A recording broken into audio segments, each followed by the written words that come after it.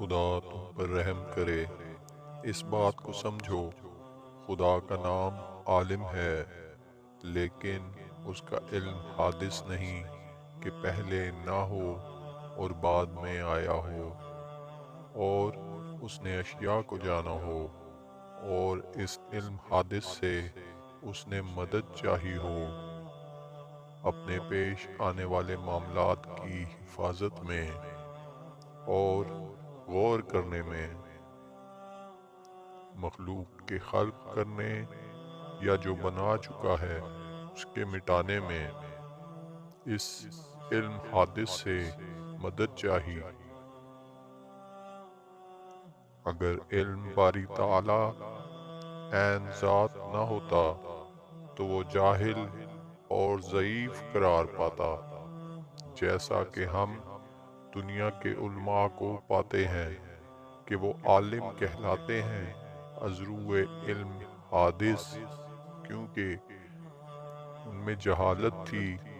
پھر علم ان میں آیا، اور بعض اوقات وہ علم ان سے زائل ہو جاتا ہے اور وہ جہل کی طرف لوٹ جاتے ہیں۔ اور خدا کے عالم ہونے کے معنی یہ ہیں کہ کسی وقت بھی جہل کا اس سے تعلق نہیں رہتا۔ بس لفظ عالم کا اطلاق اگرچہ خالق اور مخلوق دونوں پر ہوتا ہے، مگر ان کے درمیان بلحاظ معنی فرق ہے۔ اسی طرح جیسے ہمارے رب کا نام سمیع ہے، لیکن اس کے لیے سوراخ گوش نہیں جس سے آواز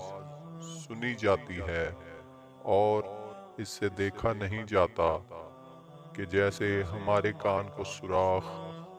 جس سے ہم سنتے تو ہیں مگر اس سے دیکھتے نہیں، مگر خدا کے لیے اصوات سے کوئی چیز مخفی نہیں، اور جیسے ہمارے سننے کے لیے ایک حد ہے اس کے لیے نہیں۔ سامع کا لفظ اگرچہ خالق اور مخلوق دونوں پر بولا جاتا ہے، مگر معنی مختلف ہیں۔ اسی طرح سے بصر ہے کہ اس کے دیکھنے کی کوئی آنکھ کی پتلی نہیں، جیسا کہ ہم آنکھ کی پتلی سے دیکھتے ہیں، اور سوائے دیکھنے کے کسی حادثہ کا کام اس سے نہیں لے سکتے۔ اور اللہ ایسا بصیر ہے کہ اسے اس کی ضرورت نہیں کہ دیکھنے کے لیے کسی کا وجود اس کے سامنے ہو۔ پس بصر کی صفت تو دونوں جگہ ہے، مگر معنی مختلف ہیں۔ اور وہ قائم ہے، لیکن اس کے یہ معنی نہیں کہ وہ اپنی پنڈلی پر سختی کے ساتھ کھڑا ہے، جیسے تمام چیزیں کھڑی ہوتی ہیں، بلکہ قائم کے معنی حافظ کے ہیں، جیسا کہ کوئی کہے کہ ہمارا حافظ ہمارے معاملے میں فلاں ہے۔ اللہ کا ہر نفس کے لیے اس کے کسب کا قائم، اور قائم کے معنی محاورہ عرب میں باقی کے ہیں، اور قائم کے معنی کفایت کرنے والے کے بھی ہیں،